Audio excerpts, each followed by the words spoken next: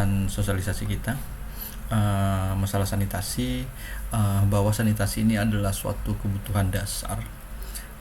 Karena kalau masalah salah satunya di bidang sanitasi, masalah air limbah tidak kita tangani dengan benar, akan berdampak kepada pencemaran, akan berdampak juga pada kesehatan dan lingkungan kita. Dan juga masalah sanitasi timbul selalu di permukiman padat penduduk, karena di lingkungan padat penduduk ini masalah sanitasi baik air limbah, karena lingkungan padat jadi banyak berdampak kepada pencemaran air tanah yang digunakan sebagai sumber air bersih. Itu juga dengan dampak kesehatan. Dengan air bersihnya banyak yang tercemar, akan mengurangi produktivitas warga atau masyarakat yang tadinya bisa bekerja, tapi karena ada pencemaran air tanah, air yang dikonsumsi oleh warga, maka salah satu warga akan kena diare dan akan mengganggu produktivitas masyarakat. Dan air limbah yang kita olah ini yang berdasar dari grey water dan baik juga dari black water, dengan tujuan mengurangi pencemaran air tanah yang black water, dengan mengurangi pencemaran air permukaan dengan kita mengolah sumber air limbah yang berasal dari grey water. Ini dampak-dampak pencemaran air tanah yang bersumber dari black water, begitu juga dari grey water akan mencemarin air permukaan, dan black water akan mencemarin air tanah yang kita gunakan sebagai sumber air bersih.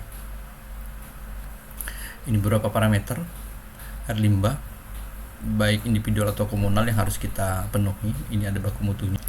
Dalam sistem pengolahan air limbah di pemukiman masyarakat dengan sistem setempat, dengan mengelola sendiri-sendiri dalam tiap rumah dengan tangki septik. Kalau penuh dia akan menyedot dan menghubungi salah satu pihak ketiga, mungkin APD Paljaya, untuk menyedot lumpur tinjanya. Namun dengan sistem terpusat yang di gang-gang pemukiman masyarakat yang padat, yang tadinya dengan sistem setempat, mobil penyedotan lumpur tinjanya akan kesulitan untuk masuk ke areal pemadatan yang padat penduduk.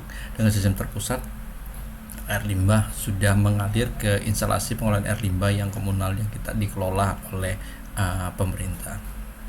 Ini flow diagramnya IPAL yang akan dibangun dengan sistem anaerobik, aerobik.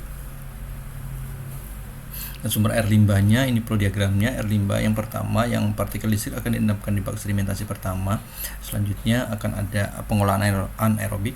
Dengan menggunakan pengolahan anaerobik akan mengurangi kapasitas blower, suplai udara yang di unit aerasi atau aerobik, karena udah ada penurunan BOD. Begitu juga ada dengan sudah ada sedimentasi pertama, sudah ada penurunan TSS.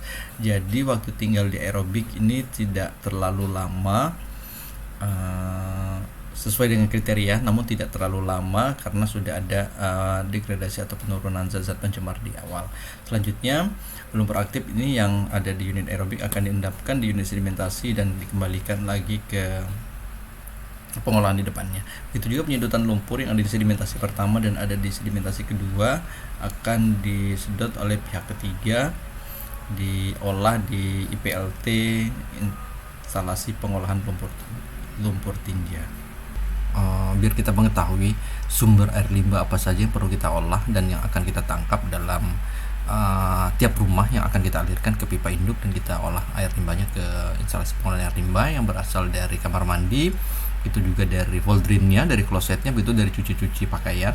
Selanjutnya yang berasal dari dapur, dari aktivitas cuci piring, ataupun dari cuci sayur, ataupun kegiatan lainnya yang ada di dapur.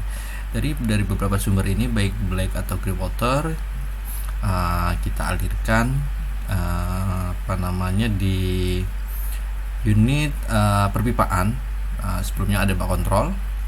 Bak kontrol akan masuk ke jaringan perpipaan. Dari jaringan perpipaan,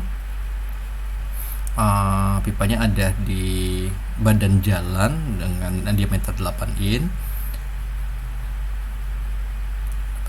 dan setiap belok-belokan atau setiap pertigaan jalan kita sediakan manhole. Dari pipa induk ini yang 8 in, air limbah akan menuju ke unit pengolahan IPAL anaerobik aerobik dengan kapasitas 250 meter kubik yang kita bangun di daerah elevasi yang paling rendah dan dekat dengan badan air penerima.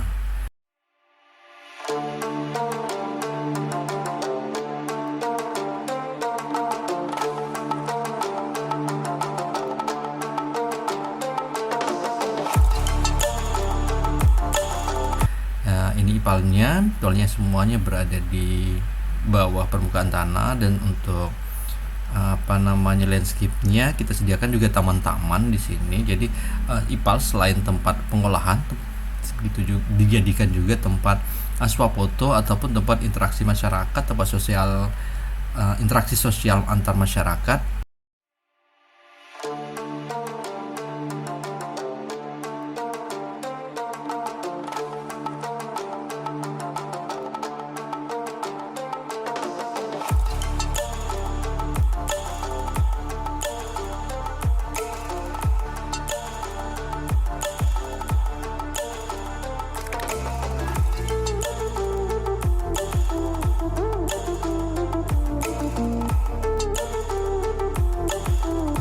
Ini kenceng banget gitu Pak. Kalau kenceng banget nanti kotorannya ketinggalan gitu Pak.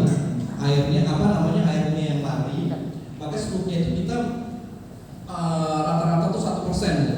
1%. Jadi kalau ini banget ketinggalan gitu Pak kotorannya. Makanya Pak, dari yang banyak kotoran ini kan sebenarnya kalau yang dari dapur kan kita tangkap tadi kan dengan ada mistrep Pak dari rumah. Sedangkan umur kerja kan langsung gitu. Nah makanya dari dulu dari cuci pakaian itu sebenarnya bantu untuk penggelontoran gitu.